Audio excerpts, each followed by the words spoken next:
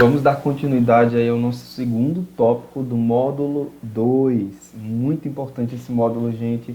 Gostaria de reforçar que é importante você seguir a ordem como nós definimos, certo? Nós vamos apenas introduzir esse módulo 2 e a gente dá continuidade a ele mais para frente, ok? Segundo essa ordem. Então é importante que você siga essa ordem, tá? Como nós definimos aqui. Então, vamos lá. Esse segundo tópico é falando sobre os mitos, sobre o abuso sexual infantil. Então vamos lá, aprender com o timinho aí. O primeiro mito é esse, que diz o seguinte: adolescentes não correm risco de serem abusados. Gente, isso é um mito. A realidade é que muitos adolescentes são abusados e não sabem se proteger. A educação sexual envolvendo a prevenção contra o abuso protege seu filho do abuso na infância, na adolescência e até na vida adulta.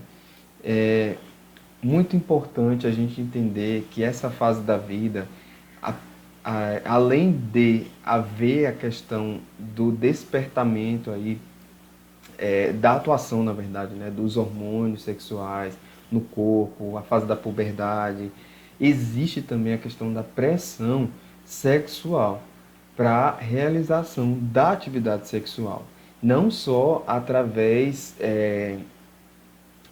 do meio onde esse adolescente está, mas também dos conteúdos que estão disponíveis e que, às vezes, pessoas têm acesso e que estimulam, de fato, a prática sexual entre adolescentes. Só que o adolescente em si, ele pode estar adquirindo a maturidade sexual devido à atuação dos hormônios, mas para a realização do sexo não existe apenas a maturidade sexual.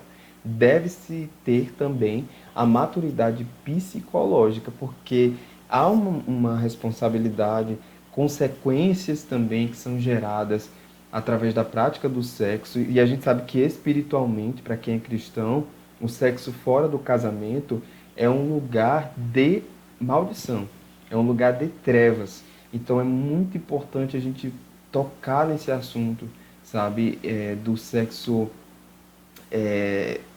realmente assim, dentro dos princípios cristãos entre os nossos adolescentes, porque existe essa pressão, né? E às vezes, motivado por essa pressão, muitos adolescentes, e não só com meninos, viu, mas com mulheres também, acabam engravidando de forma precoce, assumindo responsabilidades de assumir uma família de forma muito cedo, sabe, de forma precoce na vida dessas pessoas, tanto homens quanto mulheres.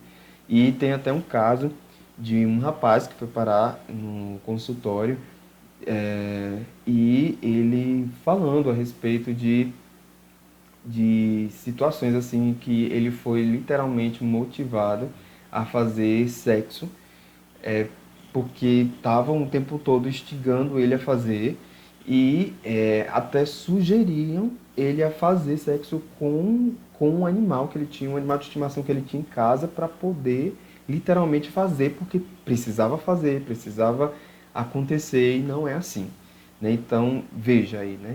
Um tipo de prática realmente assim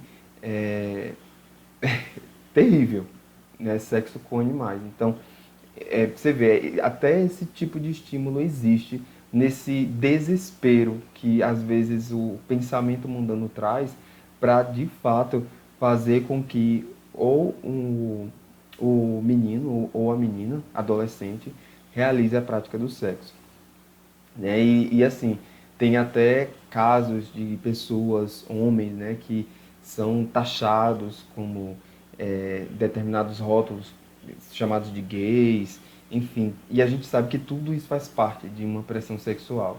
Ou a menina é excluída do grupo, né, porque ela ainda não fez, e ela, enfim, é virgem, ou o rapaz que é virgem é tido como de fato um extraterrestre. Então, tem todas essas questões que a gente precisa estar, de fato, trabalhando na vida dos adolescentes, buscando, sondando para ver se de fato eles estão passando por esse tipo de pressão, gerando esses sentimentos de opressão, para que isso possa ser tratado, né? E eles não possam ser vítimas, mais uma vítima de abuso, por conta dessas pressões. Às vezes até motivados ou simplesmente para se livrarem de um peso, de uma pressão que está tendo ali e tentar realizar ou simplesmente calar essas vozes que mandam eles fazer, porque tem que fazer, porque já está tendo a atuação dos hormônios, entende? Então é muito importante isso, sabe? A gente entender que nem sempre o sexo em si ele acontece por uma, entre aspas, safadeza desse adolescente, mas porque de fato ele está sendo pressionado. E eu também não quero excluir o outro lado, né? De pessoas que realmente estão hipersexualizadas, que a gente chama, né? Pessoas que estão altamente estimuladas sexualmente e que de fato são promíscuas, né? Então a gente também tem esse outro lado aí que também precisa ser tratado, ok? Beleza. Segundo mito aqui, ó, abuso sexual infantil acontece apenas em certas classes sociais. Isso é um mito. A realidade diz que o abuso sexual infantil ocorre independente de classe social, de etnia, de religião e também de cultura, certo? Então, não é só as classes periféricas onde o abuso está presente, não. A gente vê, inclusive, nas classes altas, médias, em todo tipo de classe, o abuso presente. Então, essa é a realidade, infelizmente. Outro mito. Pessoas que dizem, sei muito bem proteger meu filho, ele não corre risco de ser abusado. A realidade é que toda criança corre risco de ser abusada. As pesquisas demonstram que a melhor ferramenta para a prevenção contra o abuso sexual é a educação sexual, ok? A gente falou sobre isso, né? Que a OMS ela constata que a aplicação de uma educação sexual adequada traz um exercício da sexualidade de forma saudável, né? E um envolvimento com o sexo de forma também saudável. Então é importante isso. Outro mito: abusadores sexuais são monstros. A realidade diz totalmente o contrário, que a sedução faz parte da maioria dos casos de abuso. Então, falar para a criança que o abusador é um monstro a distancia da possibilidade de perceber o que é abuso e como age abusador. Então a gente vai ver mais para frente esses detalhes de como o abusador ele age e às vezes a criança confunde, gente, confunde o abuso com um carinho, literalmente. Por quê? Porque ela está sendo tão seduzida, tão enganada e, enfim, por isso que isso aqui é um mito e a gente precisa de fato desconstruir essa ideia, certo? Porque às vezes ele pode estar, na verdade, mais perto e mascarado de um ser humano tão bonzinho que na verdade não é, né? Então, é essa a questão aqui desse mito, certo? A gente precisa ter muito cuidado com ele. Outro mito, o abuso sexual infantil sempre deixa marcas no corpo da criança. Isso é um mito. E a realidade mostra que a maioria dos casos de abuso sexual não deixam marcas físicas, até porque o abusador não quer se entregar. E ele vai ao máximo fazer com que esse abuso não deixe marcas, porque senão vai dar pista que de fato ele está abusando, né? Então, mas assim, existem marcas, existem sinais que você está aqui também nesse curso para poder aprender, tá? Então, é fundamental aí saber um pouco sobre isso também. Outro mito, o abuso sexual infantil não acontece com frequência. Não, gente, isso é um mito. A realidade diz que uma criança é abusada a cada 4 segundos. Então, essa é a constatação da Abrapia, certo? Então, importante aí entender um pouco sobre isso. Outro mito, abusadores sexuais são pessoas estranhas. A realidade mostra que são raros os casos de abuso que acontecem com estranhos. Na verdade, quase 70% dos casos de abuso sexual ocorrem na casa da criança. Então, isso aqui é um dado alarmante. Outro mito é: só as meninas correm risco de serem abusadas. Não, não, não. A realidade mostra que tanto meninas quanto meninos correm o risco de sofrer abuso sexual, ok?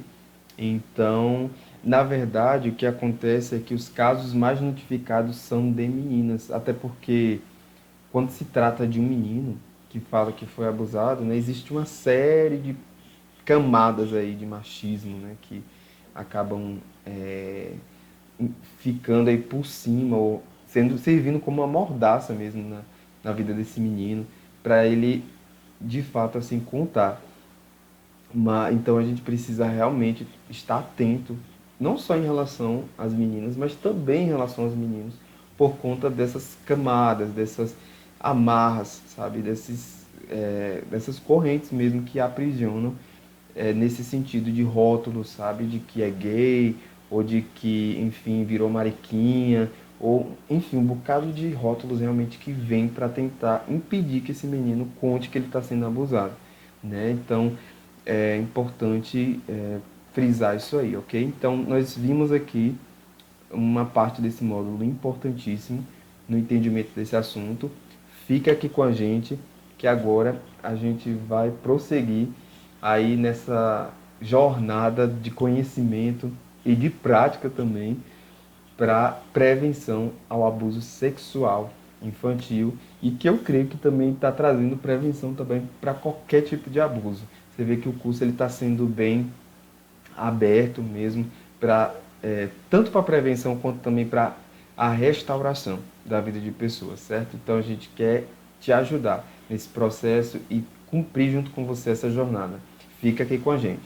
Valeu!